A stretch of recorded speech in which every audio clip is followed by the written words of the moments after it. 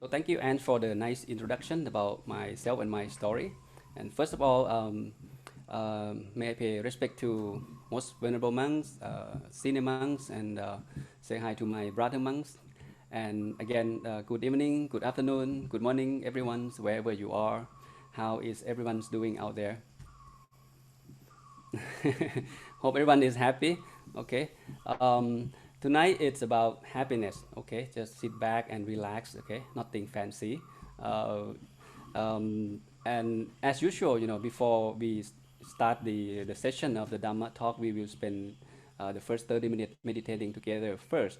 But before we meditate, I would like you to kind of step back a little bit, okay? Slow down whatever you do, okay, from your whole day. Now you just turn on the computer and enjoy the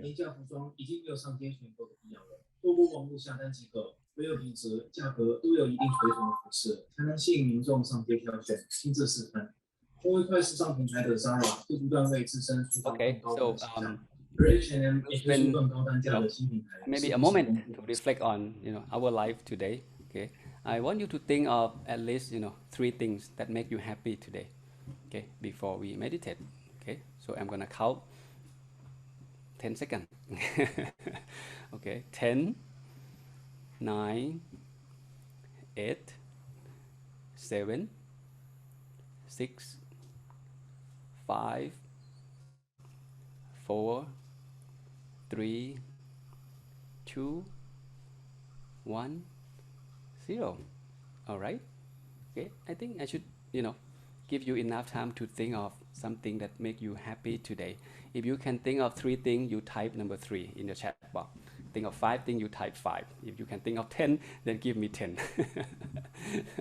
Okay, so let's see how many numbers will show up. Okay.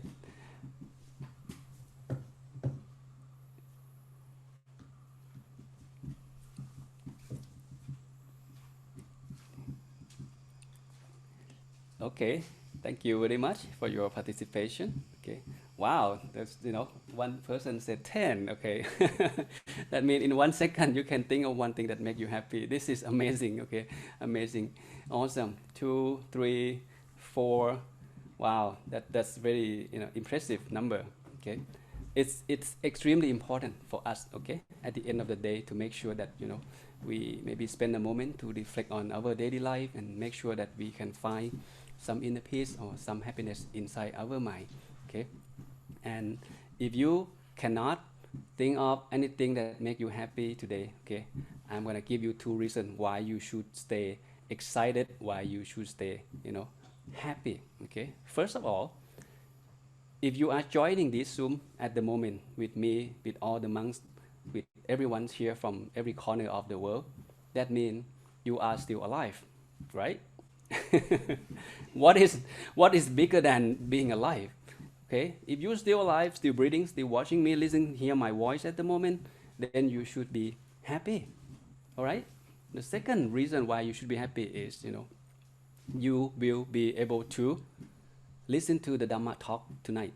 Okay, the Buddha said one of the things that difficult to be happening is for a man, okay, a person just like us, to be able to access to the right wisdom, to the teaching of the Buddha. This is so difficult, especially the this time of the world where the whole world is suffering with a lot of things, political, environmental problem, especially the COVID-19 pandemic. So the mind is always wandering, always worries, always out there, and it's very difficult for us to find time just to sit back, relax, meditate, or even listen to the Dhamma or study Dhamma. But tonight, okay, two things happening already. You are still alive, that's number one, and you are in the process, okay, in the session where we'll be meditating together, where we'll be learning, sharing from each other. Okay, so stay awake, stay excited. Okay, keep your mind joyful and keep your mind cheerful. Okay, and with that, I think it's time for us to start our meditation session.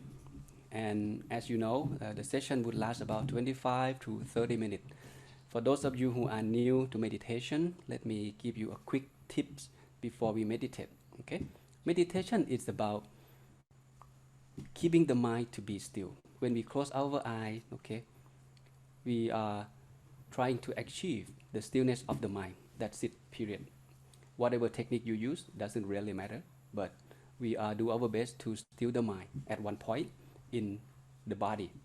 Okay, and in order for the mind to be still, there are two critical factors that everyone, whether you advanced meditator or whether you are new to meditation, it doesn't matter. These two factors you need to keep on mastering it and keep it in mind every session that you sit and meditate. Number one is relaxation. Okay, when I say relaxation, I mean both body relaxation and mind relaxation. Okay, in order for the mind to be still and to relax, the physical body needs to be relaxed first. Okay, there's no other option, no other way around. So number one factor is relaxation. Whether you sit on the floor, you're sitting on the chair, it doesn't matter. Relaxation has to be there at the beginning. And the second one is about consciousness. Okay, relax is good.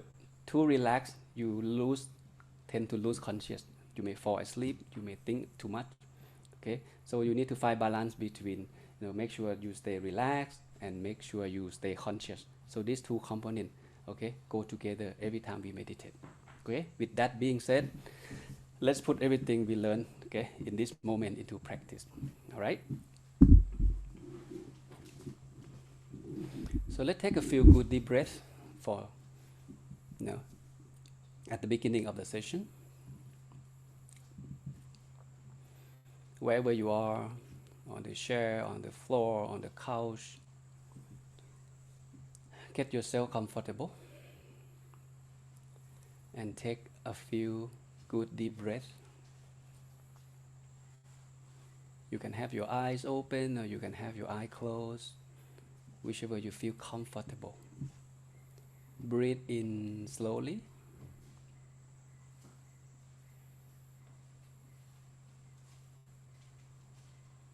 And breathe out slowly. Breathe in slowly.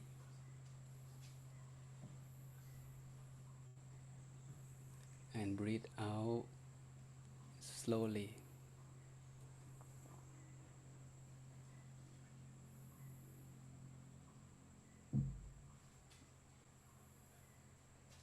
Bring your attention back to your breath.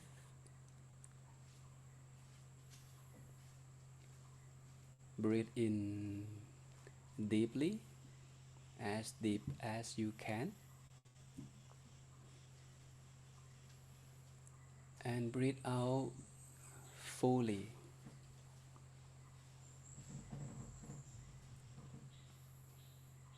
As you are breathing in, imagine that you are breathing in the molecule of freshness, of peace, of joy from outside. Go all the way down, passing through your lung, your abdomen, and it's go all the way to every single cell in your body, allowing the whole body to feel fresh and relaxed. Put a little smile on your face as you breathe in and out.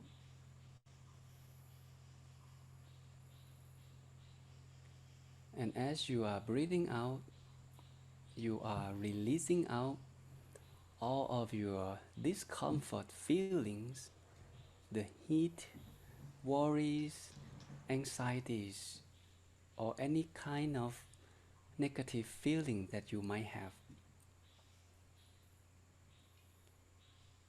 So let's repeat this process for several times.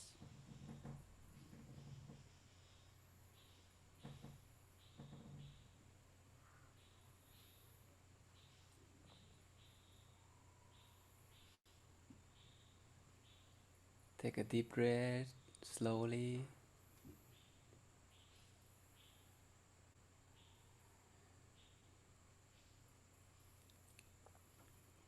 And breathe out slowly.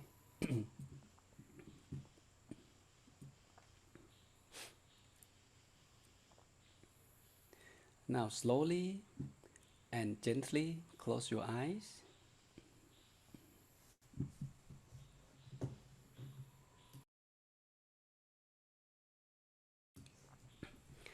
The same way you close your eyes when you go to sleep, as if your eyelids just about to touch each other's. There shouldn't be any stress or tensions around your eyes.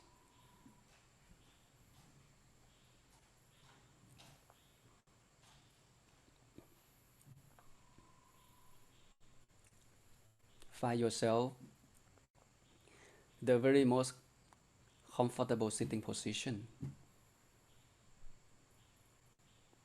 The position that would allow you to sit for as long as you like, comfortably.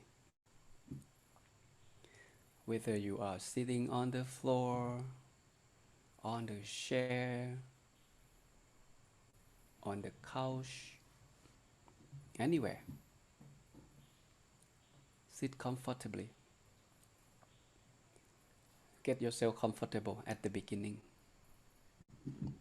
Take all the time you need it to making sure that your physical body is fully relaxed.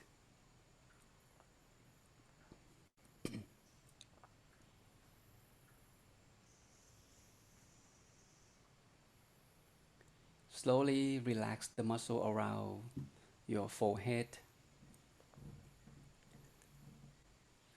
both of your cheeks, your nose, your chin, your jaw, relaxed.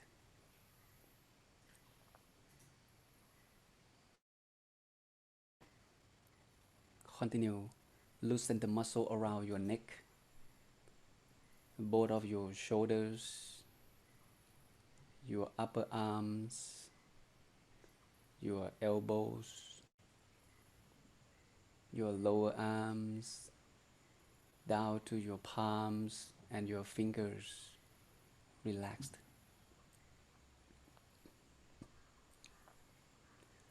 Gently relax the muscle around your chest, down to your abdomen, your back, and your lower back.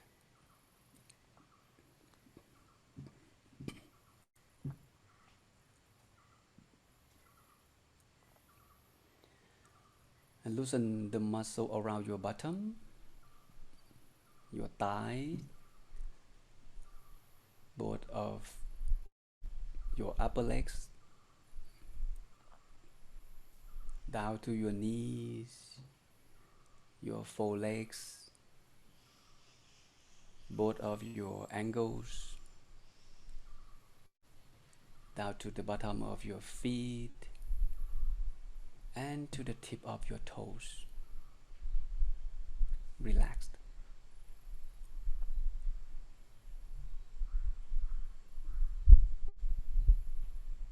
If you notice any stress or tensions that remain in any part of your body, let's take a moment to slowly and slowly relax them all completely.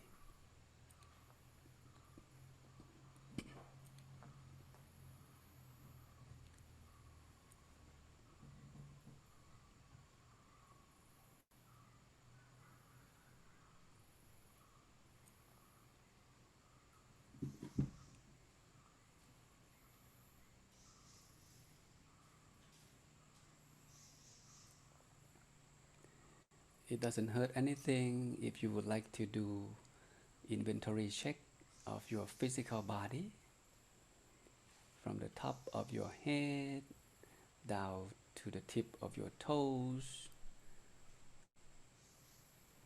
or from the tip of your toes all the way up to the top of your head, making sure that this physical body is 100% relaxed.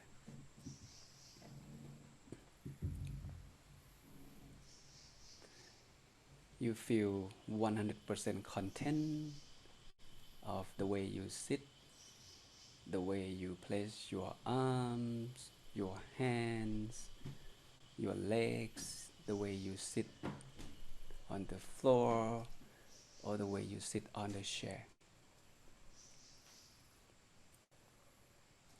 Feel content, feel relaxed, and feel comfortable.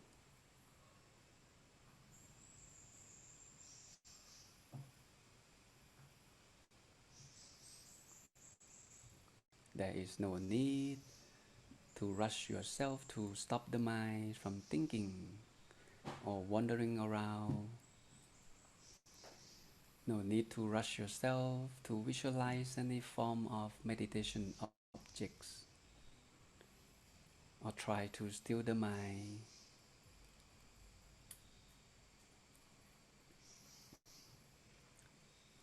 In fact, there is no rush in meditation.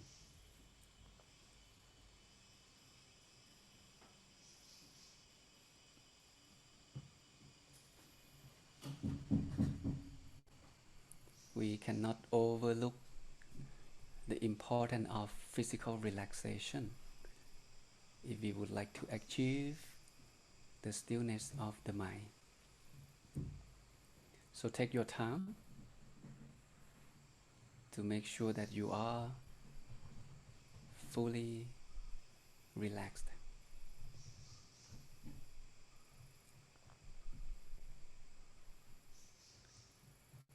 And once the body is fully relaxed, now we can pay attention of relaxing the mind. Imagine that you are now meditating alone by yourself somewhere in the nature, the place where you feel comfortable, you feel safe and secure.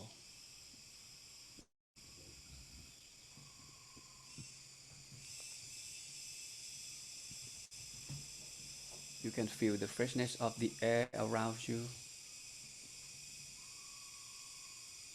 the beautiful sounds of the nature,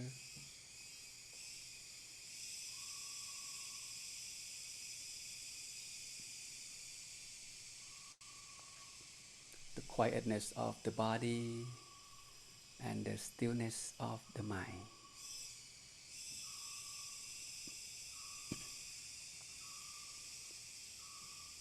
Slowly let go all of your worries and concerns regarding to your daily routine life, anything that related to your work, your business, your study, anything in the world. Just simply allow the mind to be free from those worry and attachment.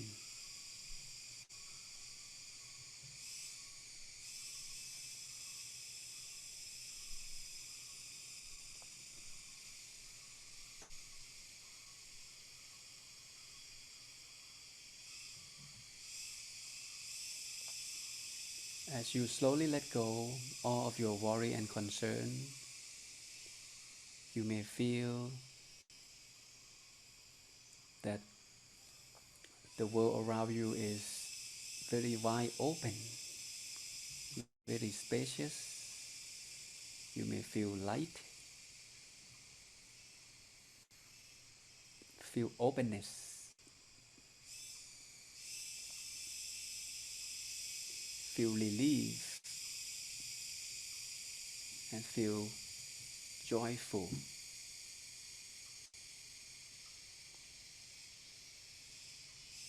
Meditation is about bringing the mind back to the state of stillness inside the body. Allow the mind to stay at ease, stay peaceful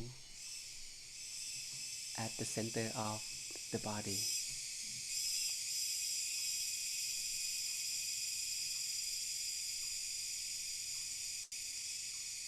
So slowly and gently allow the mind to settle down itself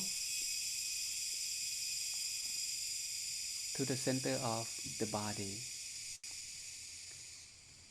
or the place inside the body where you feel most comfortable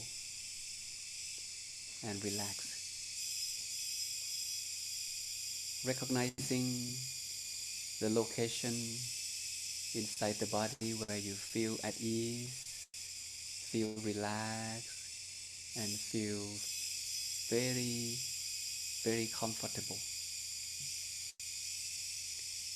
And that is the place where you should maintain the stillness of the mind.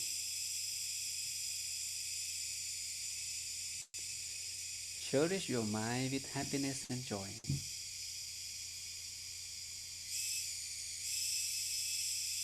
You may recall all of the happiness moments throughout the day, or the good deeds that you have done for others, or perhaps the good deeds that others have done to you.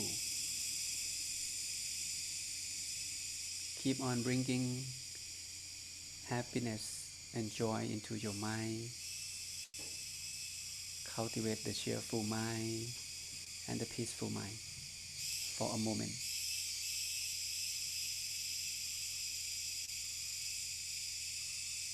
Because happy mind tend to be still much longer than agitated mind. So take your time to allow the mind to stay at ease, stay still, and stay relaxed inside the body.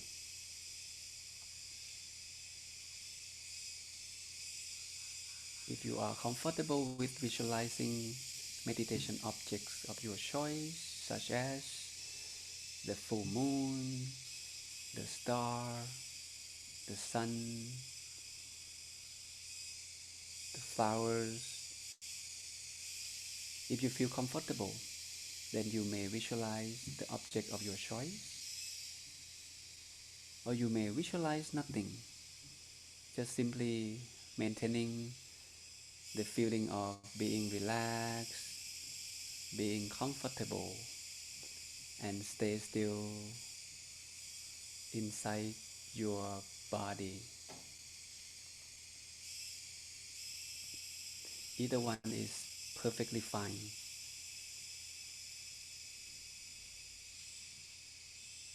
So from this moment on,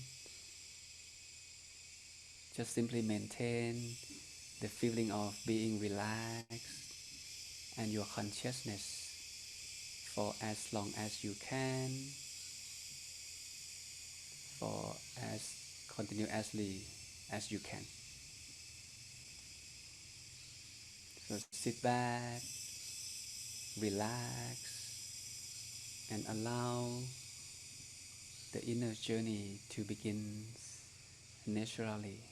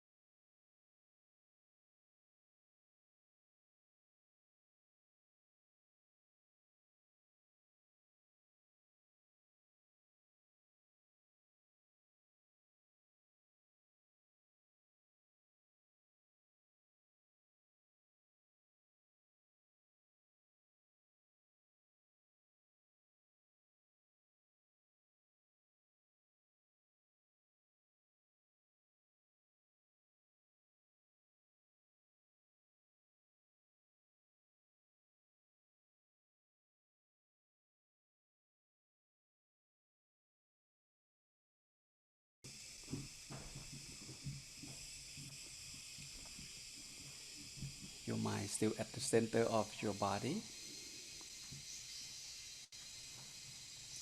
with joy and relaxed feelings.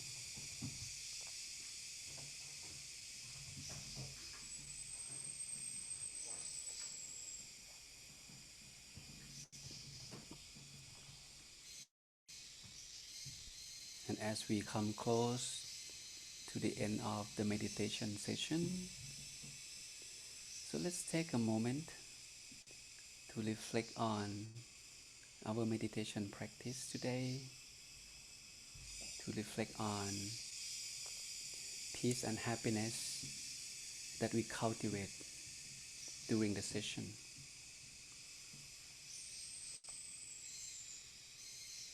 Feeling in your mind with happiness and joy, reminding yourself of how grateful you are to be alive for another day, yet be able to practice meditation and cultivate the true peace inside ourselves. While a lot of people around the world are suffering, there are not many people who have a good opportunity just like all of us here, that we can still have a chance to practice meditation, study the Dhamma, and do a lot of good deeds to cultivate more merit into our life. Just take a moment.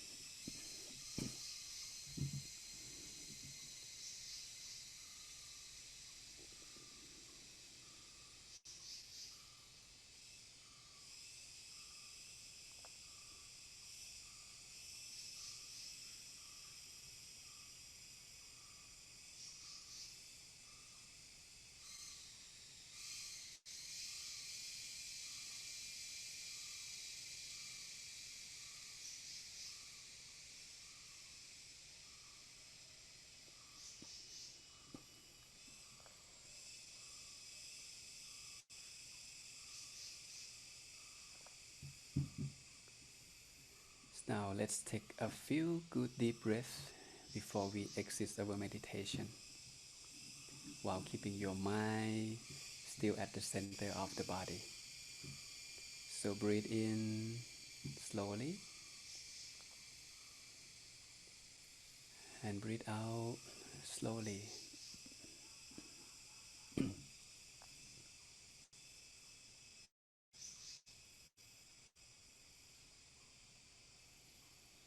Feel the whole body is fully recharged, 100% energetic.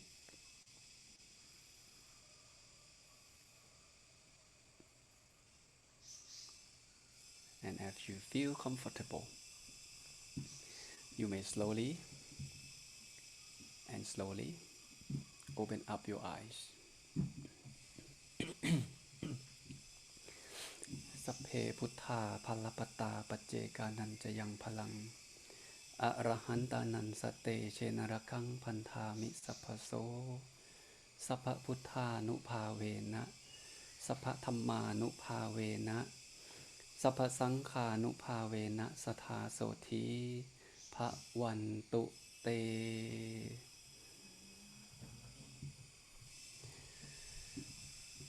Okay, welcome back everyone. Hope everyone have a good meditation and find some inner peace inside yourself. If you do so, just type 1 in the chat box. Okay, let me bring up my screen.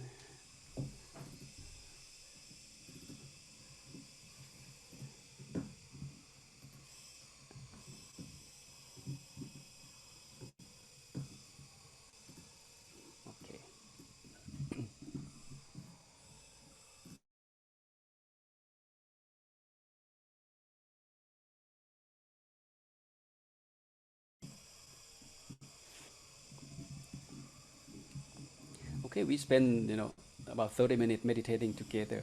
Okay, um, I believe and I hope that everyone who joined this Zoom meeting tonight, practice meditation on a daily basis. Okay, if you do, please continue practicing. Okay, if you are new to meditation, today is a perfect day to start. Okay, especially this time. Okay, in Buddhist culture, we call is the rain retreat, where the monk have to stay at one place for the next 90 days or 3 months. We are not allowed to travel, and we kind of stay at one place to study the Dhamma, okay, do scriptural study, and also practice a lot on meditation, okay. And that is why meditation is very important, okay, not only for the monk but for everyone in the world. If you are, wants to be happy, if you want to be happy, then perhaps find time to bring happiness into your daily life. Okay. So again, my name is Venerable Narongchai. You can call me Long P.Narongchai, and welcome everyone to the Come and See channel, the global storytelling channel. Okay. I believe what is episode 7 or 8? I'm not sure. Okay. And this is my first time. Okay. Sharing my wisdom through this Come and See channel.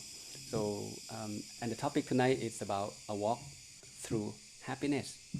Okay, as you can see, okay, it's the keyword is very outstanding. Okay, a walk through happiness, and if you pay attention closer, okay, you may notice that I use the word through happiness, not to. Okay, and there is a reason for that. Okay, so as we are born, okay, life is like a journey. We born, we walk, we travel from point A to point B.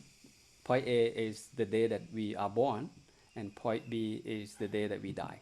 Okay, and now we are walking on this journey from point A to point B. We know our birthday, but we don't know the last day, right? And we are so fortunate to be born in this world with the teaching of the wisdom of the Buddha still available. And to me, I feel very grateful. A lot, that have ability to access to the teaching of the Buddha, to put into my own practice and to share with people I love, people I know, okay, and including everyone in this Zoom tonight. So tonight is going to be relaxing topic. Okay, I just want everyone to forget about everything in the world, about COVID-19, about things that cause you worry and anxiety. Okay, just stay with me, sit back and relax. Okay, so and just no need to make note or anything. Okay, just want to bring some information to you, and hopefully you can reflect on it, and most importantly, put everything you learn into action, into practice. Okay, so I only have 3 objectives for tonight's session. The first one, we will explore, okay, the concept of happiness. Okay, what is happiness and how the world look at happiness. Okay, how happiness is defined. Okay, in the eyes of the researcher or in the eyes of scientific or the Westerner. And the second objective, we will look again in the same, keyword, which is happiness, but in different dimension through the lens of Buddhism. What is meant by happiness? Okay, from the eyes of the Buddha and those arahant in the past who have achieved, okay, the ultimate level of happiness. And okay, the last objective, we will, look at the approach, okay, the way that we can cultivate or develop a sustainable happiness into our daily life. Okay, that's my agenda for tonight. Okay, as I am sitting here, oh, by the way, I have less than 10 slides. Okay, I would prefer to spend, more interaction, okay, with everyone on this Zoom instead of, stay focused on the slide. As I am sitting here and sharing with you here, I'm talking with you from, actually, I am in the mountain right now in the north of Thailand, surrounded by mountain. And you may notice that when I was leading meditation, you may heard the sound of the cricket or the birds singing. Okay, this is like almost 7 p.m. at night. Okay, it's getting dark, and it's getting more cool and more quiet. Okay, and this is the place where I decided to stay for the next 90 days with my monk's brother.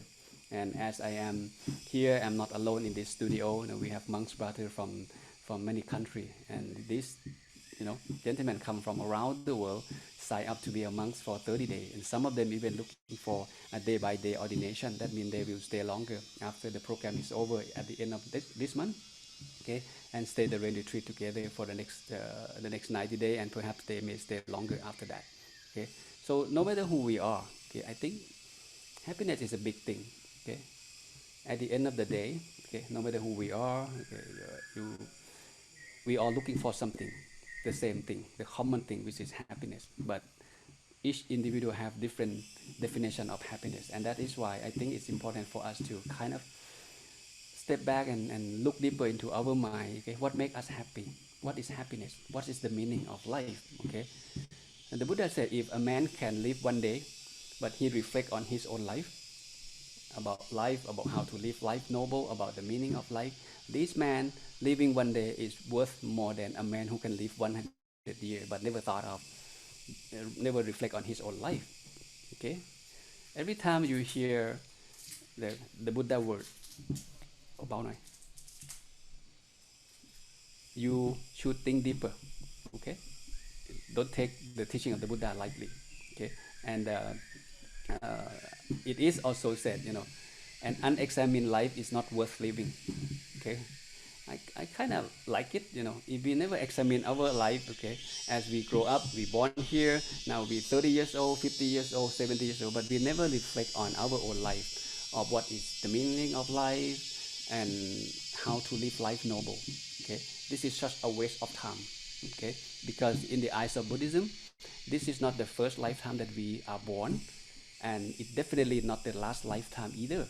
We're gonna have to be born and reborn for a countless lifetime until we reach, okay, or realize nibbana. Okay, as that's the teaching of the Buddha. Okay, so let's take a look of what I prepared for you today.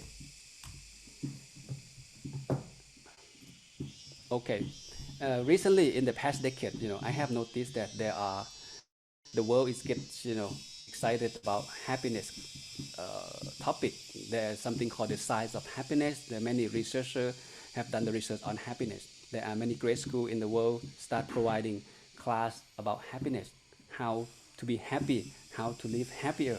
Okay, what is happiness? Okay, and there are many classes provided. And this is back in 2006 in Harvard School. Okay, there are many great courses taught in Harvard School, one of the best school in the world. But the only of all time, okay, the most popular class is the class that teach about happiness from Professor Tauben, okay, ever of all time. That means people are looking to know how to be happy, looking to know how to live life happier, right? And that's something no one teach us. Okay, have you ever gone to any class like this that teach you how to be happy? Okay, in my whole life, I don't remember. Okay, is anybody teach me how to be happy? Okay, but the Buddha actually teach about happiness 2,500 years ago. It's too bad that not many of us have a chance to access to his teaching and put into practice.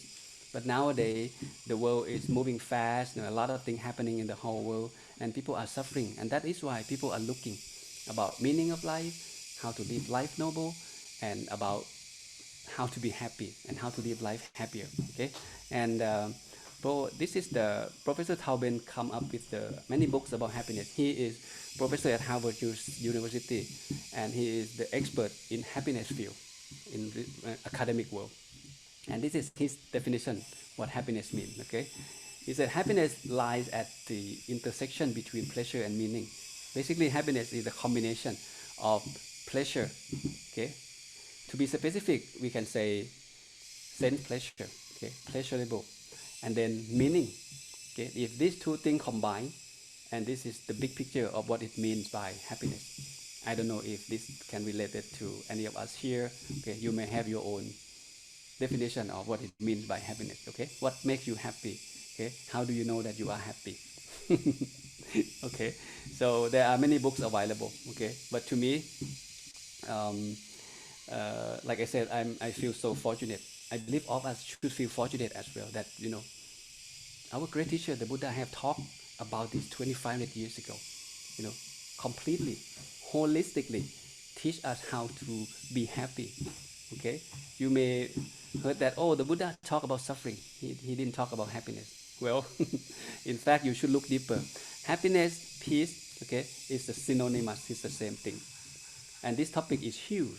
It's huge. It's so difficult to come up with the best definition of what it means by peace, what it means by happiness. But we're talking about the same thing. Okay, that's why this topic is very important. So I like to kind of present the idea of happiness of both world, scientific world and in the world of in the eyes of the Buddha. Then we can maybe conjoin and find something for ourselves and put into practice. Okay, so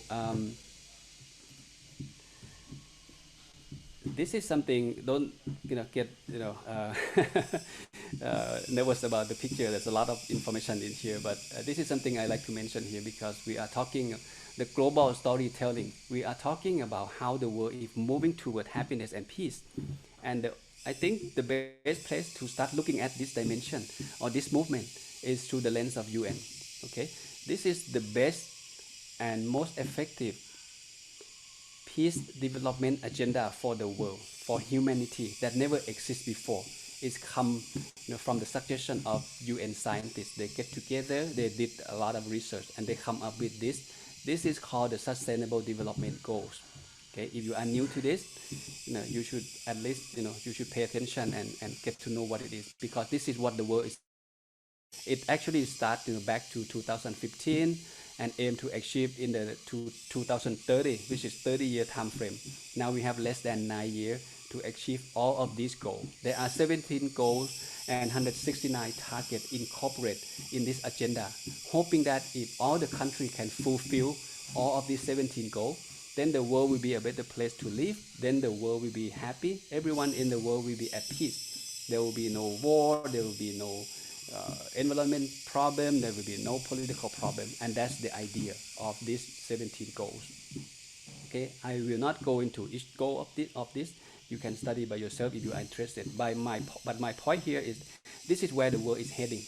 Okay, including Thailand. Okay, the country that I am here. Okay, the country try to work with this agenda as well. Fighting with poverty, with hunger, with health and well-being, with education, with equality. Basically, there are three kind of major problems that the world has been struggling with. The first one, oh, I'm sorry. I got paused by translators. I tend to speak too fast. And as you know, the Come and See channel, we do 4 languages translation simultaneously. Okay, English, Thai, Myanmar, and Chinese. Okay, so I hope I don't give you guys a hard time try to translate my story. Okay, I try to slow down. Okay, so basically there are 17 goals, and this goal need to be fulfilled by the year 2030. And if that happens, okay, the scientists believe that the world will be at peace, everyone will be happy. Do you agree? What do you think about these 17 goals? Okay, what about Buddhism? Have Buddha ever talked about how to develop peace and happiness? Is there any approach that he provided 2,500 years ago? Okay, well, let's take a look.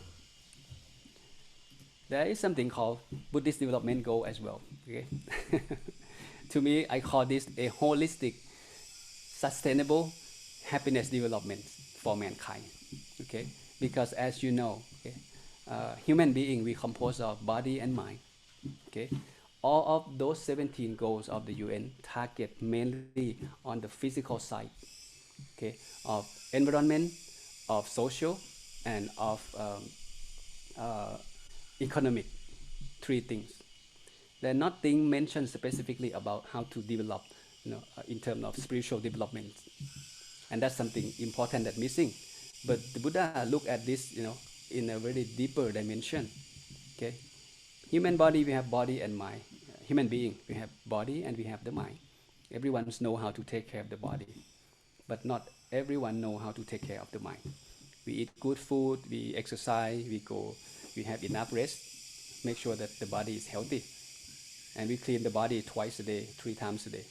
But not many people in the world know that the mind needs to be clean too, and know how to cleanse the mind. Okay, I believe everyone in this Zoom meeting know how to do that because we just meditate together. You see how fortunate we are to be born as a human being, to have access to the teaching of the Buddha. So basically, to keep it short, Buddhist development goal composed of 4 dimensions: physical development, the body part; social development, we are not alone, okay, making sure that we have good relationship with ourselves and others, okay. And the third one, the green one, is emotional development. We need to develop the mind through the meditation practice.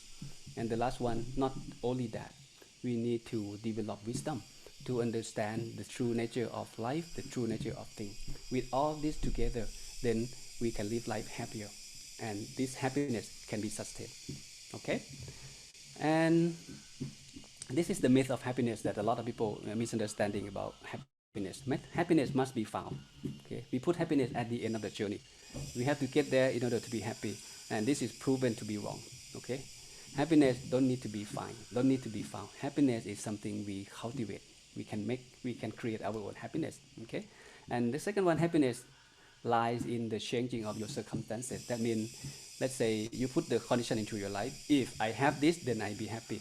If I graduate, I am happy. If I got a good job, I am happy. If I get married, I am happy. If I have a chance to travel around the world, I am happy. You put condition in order for you to be happy. So success after success, this kind of happiness, it doesn't last long, and this is some major misunderstanding that a lot of people have have been practicing. And the third one, you either have it or you don't have it, okay. Scientists come up with something called happiness genes. That means some people born with happiness gene, they can be happy, but many people don't born with the happiness gene. That means they're born unhappy, and they will be unhappy for the rest of their life. And this is something is not true, okay. We may have 50% of the happiness gene, but we also have another 50% that we can take control of our own life and then control of our own happiness, okay. And in Buddhism, the Buddha talks about the nature of life. There is a keyword called dukkha, which is usually translated to suffering, but dukkha has a broader meaning than just suffering, physical pain, headache, stomach ache. Not just that, it's much deeper than that. And there is the word that stands oppositely to dukkha, which is called sukha, okay. Again, it's translated to happiness. Likely, the same way, sukha has much broader meaning than just happiness that used in the scientific world. Okay, it's much deeper than that. So, in order for us to be happy, we need to have a wisdom to understand the nature of life, that life is suffering, and there is a root cause of suffering, and those root cause of suffering can be removed or can be decreased. And once everything has been removed, then we can be, happy. And this is something called the Four Noble Truths, okay, which I believe everyone have, knowledge about the Four Noble Truths. So in order for us to be happy, we need to find a way to decrease dukkha. Once dukkha has been decreased, then we automatically increase our sukha, which is happiness, okay. That's the idea. So for us to be happy, we need to understand the nature of our own life, because where happiness comes from, where suffering comes from, it's come from our mind, it's come from here. If you know your mind, you know your life, then you have ability to control, okay, what caused your suffering. And if we can get to that, then we can minimize dukkha. And when dukkha has been minimized, then sukha has been increased, okay. That's the idea. Wow, times go very fast, okay. There are levels of happiness mentioned in the Buddhist text, in the Buddha himself, okay. The first form of happiness, which is the lowest form of happiness that most of us in the whole world has been struggling with. We stop at the first level. We have no idea there is something more refined than that, which is the second one and the third one. Okay, it's called Kama Sukha. Kama Sukha is sense pleasure. That means we find happiness through what we see, what we hear, what we smell, what we taste, and what we touch. When we find something pleasurable, we see good picture, we smell, we taste good food, we feel happy. We get a new car, we got a new house. Basically, everything external. It's external factor that make us happy. This happiness, it's good. The Buddha did not say it's bad. It's good, but it's come with suffering. You have to be careful. You have to be mindful when consuming this kind of happiness.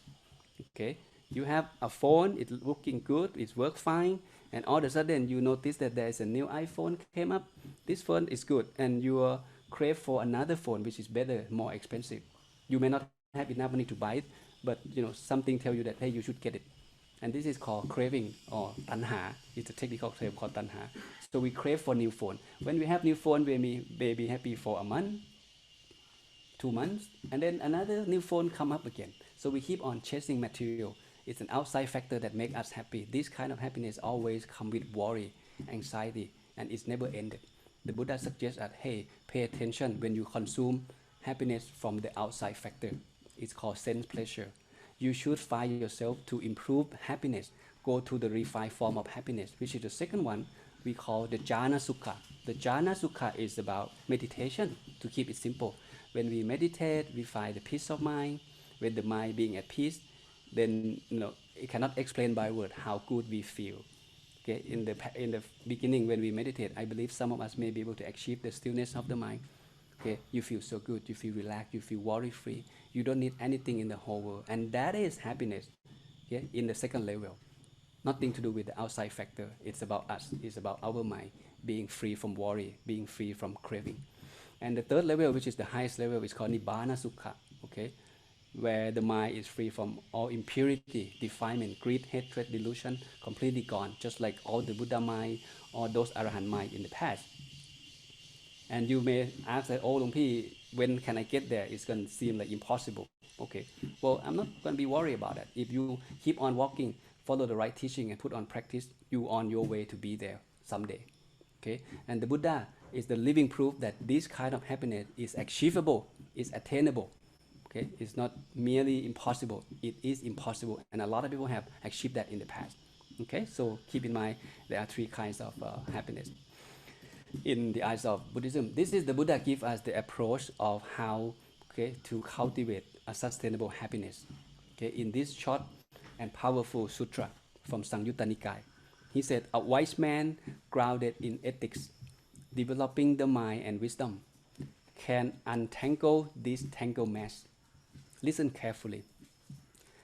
A wise person, okay, smart people, cultivate ethic, be ethical person. In order for you to be happy or success, number one, you need to be an ethical person. And number two, developing the mind. That means that person need to know how to purify and control his mind, developing the mind through meditation practice. And the last one, that person need also to cultivate wisdom, which is the right understanding. And with that happen, you can untangle this tangle mess. What is mean by tangle mess? Tangle mess is, to be specific, it points specifically to craving. Kama tanha, crave to have.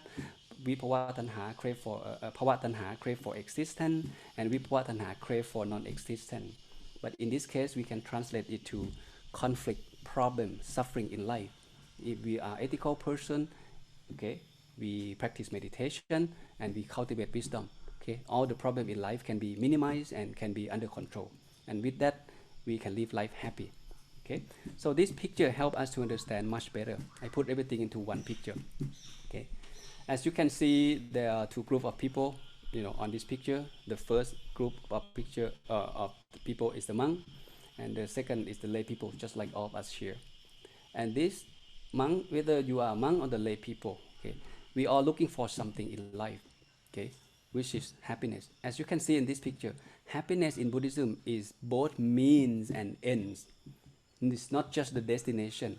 It doesn't mean you have to get there first and then you can be happy. No, okay? But along the way, as you walk through this journey, you can be happy on a daily basis if you put the teaching of the Buddha into practice properly, of whoever you are. If you are a boss, you father, you mother, you are a politician, you are a farmer, whoever you are, if you put the right, teaching into the right practice, then you can be happy. Okay, it's a walk through happiness, not a walk through suffering. Okay, and as you can see here, the monk is a group of people who walk on the highway, and the lay people, they walk on the local street.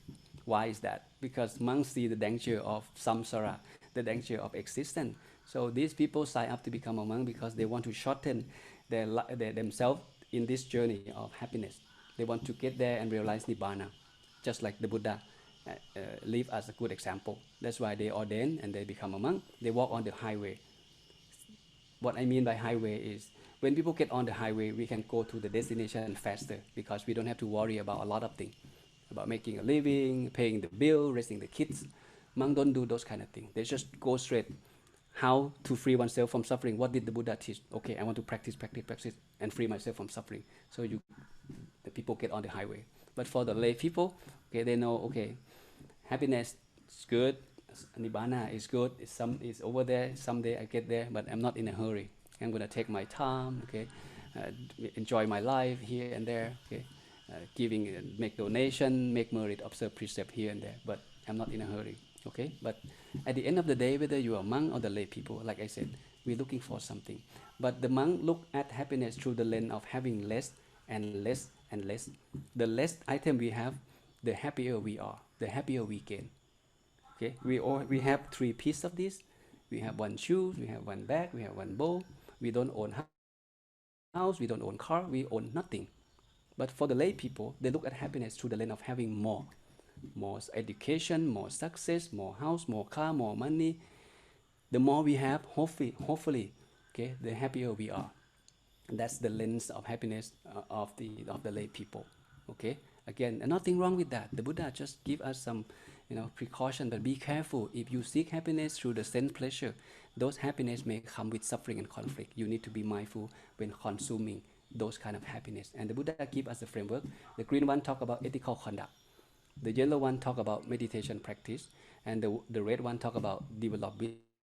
With these 3 components together, keep in mind and keep on practice, you will be walking on the journey of happiness on a daily basis. Even though life may be suffering from time to time, but those suffering cannot hurt you, okay, and damage your life that much because you are mindful enough. When we talk about ethical, keep 3 things in mind. Ethical is about self-control, okay, not harming yourself, not harming others. And ethical also is about purity. Keep yourself pure, verbally and physically. And ethical conduct is also related to having good relationship with others, because we are not alone in the world, in the society. So we must make sure that we are ethical person. Plus, this is physical and verbal. Moving on to that, sometimes we observe 5 precepts, 8 precepts. We feel like we are a good person. But that precept sometimes cannot protect us or prevent us from suffering, because suffering comes from a certain form many times. Like this time of the world where everyone worry about COVID-19. Okay, we observe precept. Somehow we still worry because the mind keep on worry about a lot of things, about get infected, about food, about vaccine, about a lot of things, about economic. So precept is not enough to be happy. And the Buddha add on the second element, which is meditation. The mind need to be protected, need to be vaccinated as well. After you got the vaccine through the body, then you vaccine your mind through meditation practice. Not just that, the Buddha add on another important element about wisdom development, to understand the Four Noble Truths, to understand the nature of life. Okay, and that's it. 3 of these together. This is the big framework for all of us to put into practice. Okay, it's almost done. And uh, I just come up with something for you to practice. Okay, you learn about theoretical part, you get a lot of information, then you may not know, how should I practice or cultivate happiness on my daily basis. Maybe take 5 of this with you. The first one, observe precept. Okay? Precept is not just for monk, precept is for everyone. Okay, precept is about self-control. Okay, not harming others, avoid harming others, stealing people's stuff. Okay, sexual misconduct, false speech, and intoxicate oneself. So this at least start from the 5 precepts, and from time to time you can move on to the 8 precept. That's even better. You will experience another level of happiness when you observe 8 precepts. Okay, and the second practice is self-reflection. Like I said, we reflect on ourselves on the daily basis. That we are born, we're getting old, sometimes we're getting ill, and eventually we all die. And one day we will separate from everything we love, and we are, okay, the heir of our karma. We do good, we get good. We do bad, we get bad. With this being reflect on daily basis, it helps us to let go easier. Someone says something bad to you, someone do something bad to you, you know, just learn how to forgive and forget, right? And the third one, practice contentment. Learn to appreciate a little thing around you. There's always something that you can think of. Just like I give you an exercise earlier to close your eye and think of what make you happy today. Feel content, feel appreciate what people do to you, okay? And number 4, practice meditation, okay? It's important to vaccinate your mind through a daily meditation practice, especially this time of the world where the world is chaotic. And 1, 2, 3, 4 is about oneself. It's about our own self. But number 5 is about others. To live life happy is not, we're not alone in the world. We need to think of others too. So caring heart is something that you should cultivate. Think of others, give some donation. If you are rich, help the poor people. If you have something that you can serve others, your community, please do so. Okay, it's always bring you a peace of mind at the end of the day. Okay, so with that, if you remember nothing from this talk, take this with you. Take away. Okay, stop doing bad thing. Okay, practice good thing and purify one's mind through meditation practice. Just 3 things. Keep it simple. Okay, stop doing bad thing. Whatever considered bad, small or big, doesn't matter. Don't do it. And whatever considered good, small or big, please do so. Cultivate that habit. And most importantly, okay, don't stop there.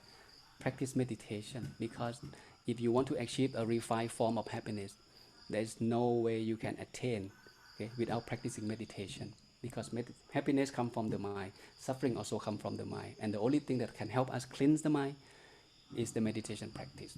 Okay, so with that, I'm done. Hope everyone's, uh, find some useful information that you can put into your own life and put into practice and live life happier. Okay, so if anybody have question or sharing and comment, again, feel free. Okay, I'm happy to answer some of the questions that we might have. Thank you so much, Venerable Narongchai.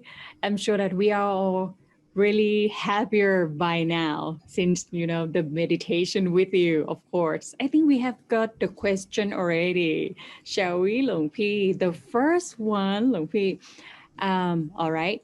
Is this is this daily life activity, for example, exercising or watching movie, can it be counted like a real happiness? Can we consider those to be a real happiness? Yeah, like I said, everything external, okay, external factors can bring happiness, but it doesn't last long. We will never end there. You watch one movie, you get excited for 1 hour. When you walk out of the theater, your suffering is there waiting for you, and then you need to go find another movie to watch. Okay, go to the club, having beer, party with friends, try to kill time to forget whatever problem or suffering that you have, but it's still there. Okay, so whether music, okay, entertainment, vacation, okay, the Buddha did not reject that form of happiness, but he suggests us to be mindful when consuming those kind of happiness. Okay, so again, be mindful. Yeah, absolutely. You are absolutely right. And you for your answer, I think that everyone we feel the same. Okay. You mentioned about watching movie, and then okay, when I done this series, drama or movie, okay, I'm thinking Yes. about another new movie. All right, Lopi, thank you Right. for reminding this for all of us. Okay, next please. We have got another question that is good. um, among this person friends, among my friends society, think that hanging out, like going to the club, is happiness. And I would like to invite those people to the way you teach me. How should I start? How should I invite them? I see. I think the best place to start is be a good example.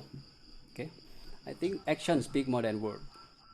You can say a good thing about meditation, about making merit, about a lot of good thing about the temple, about the monks. But if you don't yourself don't practice, you don't meditate, you don't study the Dhamma, okay, it has less influence when you invite your friends, okay, to participate in this kind of activity. So start from yourself. People can feel the energy when they talk to you. If you are a meditator, if you are practice the Dhamma, there's something in you. There's some energy, some peace, some manner, some calmness that people can kind of sense it. Okay, so start from yourself first, and then I think your friend know when they are unhappy, they will seek for your advice because they know you're a good person. You practice the Dhamma. Yeah, I think your answer is really precise and it is really practical. I really agree with you, Lupi. we have to be the real peace ambassador. We have to be like the real happy person to show them and share with them that, yeah, this is our life. This is my life, that we are so happy. Why? Because of the meditation, observing the 8 precepts and, everything. We join the community and we have transformed our life. This is our life after we join the community. Thank you so much, Luong Pi. All right, I think I'm sure that many of the people here, maybe they will like, oh, this session is really wonderful. Maybe they might not have so many questions. And I'm sure one more thing, Luong Pi, you might need to come back to our global storytelling again. I'm sure. All right. Okay, we got another question already. Okay, this is interesting. It is in Thai as well. Okay, if we really happy with our living and we understand that this is happiness, this is our goal of life.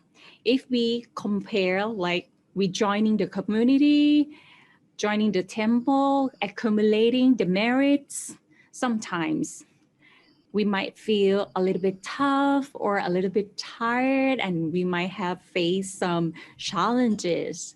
And we don't need to, to join and to go along with this path of the happiness with the community. Can we just go alone? Is it better like to be happy alone? Okay, thank you for the question though. This is quite interesting. Well, I like to say it depends on your life philosophy, how you see the world. Okay, in Buddhism there also something called Pacceka Buddha. Pacceka Buddha find his own happiness and he don't teach anyone, right? And that's Pacceka Buddha. There are many of them. We're talking about thousand, hundred thousand of them. But there are another form of Buddha who also love to teach, love to share. He himself achieved the highest happiness, and he also tell others to do the same. So it depends on your life philosophy. And according to the research done, from the longest study research on happiness, they found out that happiness not necessarily come from wealth, from fame, from success after success, but it's come from having good and functioning relationship with others. If you want to live longer, you live life more meaningful, you better look for a way to kind of not only benefit yourself but benefit others and the whole world. And that's how I look at it. Yeah, that's really wonderful, Luong Pi. I think this is another side, another perspective after we all have joined temple community, because we are happier and our mind is broader. We just don't want to feel happy on our own or only our family. We want to help and share this know-how about the meditation to seek for the real inner peace inside out of us with other people. That's really wonderful. Thank you. It's very more powerful when we do merit as a group. Okay, it's bring joy, it's bring unity. A lot of things happening when we come to the temple and make merit together. True. Oh, Long Pi, while you were saying that, I got goosebumps. Really, it's really recalling all of us that how important and how beautiful that we are all come here together in order to create something for other people as well. Yeah, that's awesome. All right, next question. I know that the meditation, it's the benefit, it benefits all of us life. It is good. But when I meditate, I sometimes feel bored. And how can I enjoy with meditation? Okay, thank you. I think this all of us have gone through this. Okay, meditation is up and down, and my master says, you just have to recheck your methodology of meditation. Okay, most of the time we do it or practice it wrongly. That's why we don't get the result. If you do it correctly, the result's always there. Okay, because like I said, have you checked whether your physical body is fully relaxed, or you just right away rushing your mind to stop and still and thinking of meditation object and compare your experience with other and crave for a better experience and those kind of things is always there. This is called hindrances. Okay, and meditation is about removing those hindrances. So just get back to basic, whether you advance or you are new. I have to admit that some session, okay, a lot of thought in my mind because each day is different. Okay, we encounter with a lot of issue, a lot of things that we have to make decision. So 'cause the early morning is good because we just wake up. So I prefer morning session. So you may explore by yourself which session that you meditate the best and have self-discipline to stick on that particular time slot of the day. Okay, if you meditate at night, you may be sleepy, you may have a lot of things go through your mind already. That's why you get bored. Why don't you try to meditate early in the morning? Let's say tonight, go to bed, set alarm clock at 3 to see what happened. Okay, you may find inner peace at 3 o'clock in the morning. Who knows? Okay, let's put it on practice. 3 a.m. Okay, everyone. Okay, this is kind of challenging, but I really agree with you, Lung Pi, because we have to get back and ask ourselves. We have to observe ourselves. What's your lifestyle? Have you already been disciplined enough for meditation? And have you also observed yourself? Is this right technique? You have joined a community for a while. Do you still, meditate correctly like all Lung Pi's suggestion or not? Yeah, that is really keywords for our, enjoyment of the meditation. Thank you so much, Lung Pi. We still have more questions, Lung Pi. Maybe we Sure. have to end around 8. I'm kidding, Lung Pi. All right, next, it's also interesting question as well. How to balance ourself, our life, when sometimes we are forced to make other people happy while we are not really happy at the moment, but we have to please or make other people feel happy instead. Oh, okay. Thank you for the question. This is quite interesting. Balancing is a good word. Okay. Study the Dhamma is all about finding the balance in having good life. Okay. But sometimes life comes with a lot of responsibility. We need to sacrifice. Okay. We sacrifice for people we love. Okay. There's a lot of things happening in our life. Sometimes we have to do sacrification for the sake of someone else's happiness. But I want you to look at the result of doing that.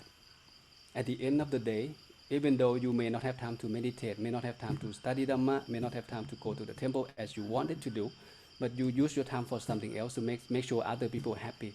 But at the end of the day, or even later, next week, next month later, when you look back, is that action give you a peace of mind or happiness? If the answer is definitely yes, that action is worth doing, is worth sacrificing. If not, then find somewhere else to work around those kind of issues. So my suggestion is, again, look at the result and look at how you feel. Ask yourself the question, how do I feel when I look back to this action I did today, 1 month from now, 1 year from now? If it's yes, I am happy, then don't worry about it. You may waste 1 or 2 days, but you can be proud for your whole life. It's worth investing, it's worth sacrification. Yeah, indeed. You are absolutely right. I think life is not that complicated. I totally agree with you. If it is right, has been already right. I mean, feel what's okay, this is right for us. If it is not, just move on. And yeah, Good, eventually we are good thing fortunate always enough. good. Yeah. Yeah. Oh, I really love it. Yeah. Oh, only good things, right, Long P? Yeah, this is the proof, Yes, yes. everyone. All right, Long P. Wow, we still have more. And I think another question is also interesting. We always and often share our, some kind of dukkha. I really love this question. They said dukkha. I often share dukkha with the ones we love. For example, our parents or our partner. We automatically feel that way. How can we manage that dukkha that comes from those around us? I see. Okay. I guess the question is, when you associate with people, you listen to their problem and suffering, and those suffering and problem come to you as well, and it's become your problem too, right? So, if that's the case, there's something I suggest about cultivate something called the sense control. Okay, be mindful of the sense control, what we see, what we hear, what we talk, what what kind of people we associate with. We have to be mindful. Okay, sometimes it's people close to us. It's difficult for us to run away. We have to sit down and listen to everyone problem in the house. Okay, from father, from mother, from kids, from whoever it is in the house. We have to be there and support them, cheer them up. So sense control is help. Mindfulness also help. So we listen with open heart. Okay, we may not be able to help fixing the problem, but we dare to listen mindfully. Okay, each individual born with their own suffering, born with their own unique suffering and conflict and problem. No one has the same issue. Our job is to listen and okay, maybe find way to support any way we can. If nothing we can do, at least we sit there and listen. But don't take it personally. Don't take people's suffering into your own suffering. That's not something that the Buddha suggests. Your job is to protect the mind, cheer your mind up, and cheer other up. This is win-win situation. Okay. So again, dukkha has its cost. People are suffering. We also are suffering. Okay. But we should be able to learn how to understand this nature of life and let go a certain kind of issue in life. Let it go. Let it be. Okay. If we can practice, let it go and let it be, and we can live life a little bit happier. Nice, Lumpy. You make it really simple for all of us and really practical because life is simple actually. And sometimes we cannot avoid to associate, like Lumpy said, to, to still live, still need to see them or live with them. But we can choose. We can choose our path to not to let those feelings or, negativities get into our mind, and we are fortunate because we have meditation like a shield for our mind. All right. But it's better, right, Lumpi, that we still like stay with surrounding with Kalayana Mitra, our Yes, good friends. yes, yes. All right. Okay. I think, wow, the time flies so fast. Maybe this should be the last question. It's about the group meditation, Lung Pi. A group meditation, it is good. We all know that. But when sometimes there might be a lot of people that also could make disturbance, sometimes the sounds, the noise, and maybe that can disturb our mind. How can we deal with that? Okay. Whether you meditate alone or meditate as a group, okay, there always something that can annoy you, can trouble you. You maybe meditate at home, at your neighbor, maybe cooking or partying, okay. But nothing much you can do. And when you go to a retreat meditation as a group, and people have different experience, different background of meditation. Some people can meditate for 1 hour. Some people are new. They may be able to sit like 15 minutes and then they start moving their leg. They make some noise, and it's annoying. It's understandable. Okay, our job, when as a meditation practitioner, number one, we need to have sati or mindfulness. Make sure that we keep the mind inside. Don't allow the mind to get agitated easily. Okay? Keep the mind inside. Just observe. If there is a sound, the Buddha suggests to observe the sound. This is one of the thing mentioned in Satipatthana. Okay, how to cultivate a full foundation of mindfulness, which is reflect, observe on the body, observe on the feeling. Okay, when we hear the sound, we observe how we feel. Okay, either we like it or we don't like it, or we feel neutral. If we like it, why do we like it? If we don't like it, why we don't like it? Observe and then let go. If you really observe it, then your mind know how to let it go. Okay, observe and pay attention mindfully. So observe, let go, because everything we experience is come and go. It's called impermanent. Whether you like it, those liking will come and go. You don't like it, painful, annoying, those experience also come and go. If you're patient enough, okay, your mind cannot be agitated, and you have to sometimes thankful for that situation, that it help you to train the mind in the next level. Then later on, when you sit in the quiet place or somewhere else on the bus or in the workplace, you will be able to control your mind no matter what happened in your surrounding, noise, smell, or whatever. You know how to control your mind because of you have been cultivating something called sati, okay, and the skill of observation of your own feeling. Yeah. It is. That is it, Lumpy. I totally agree with you.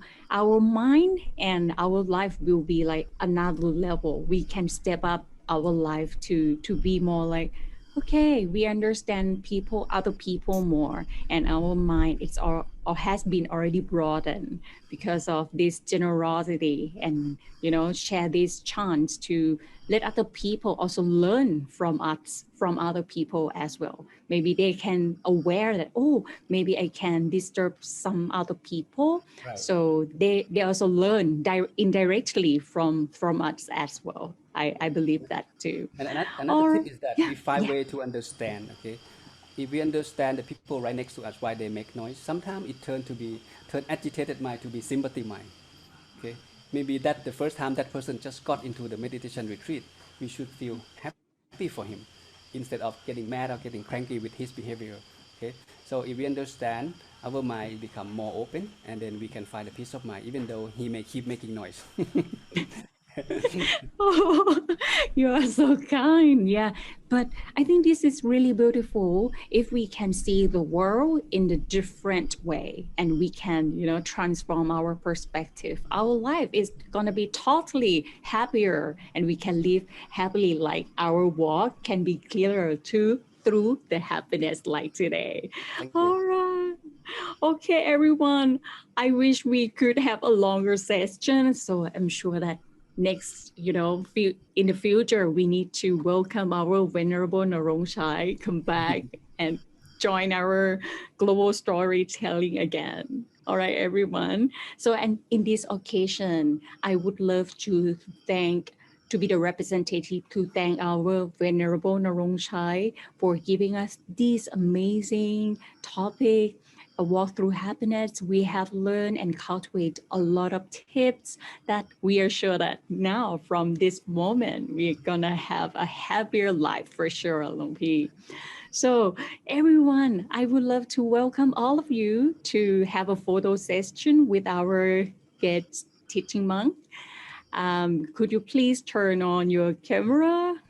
You may have few seconds to getting ready. We are going to have the photo session together. Please, I'm gonna count down, and the first position for our group photo, please make it nice and polite, showing respect to our teaching monk together with the bow position. I'm gonna count down now. Let's smile with your inner happiness. 10, 9, 8, 7. Still smile, please. 6. And then let's change to be 2 thumbs up for all of us. We are going to be happier because we have found the way and the walk through our happiness.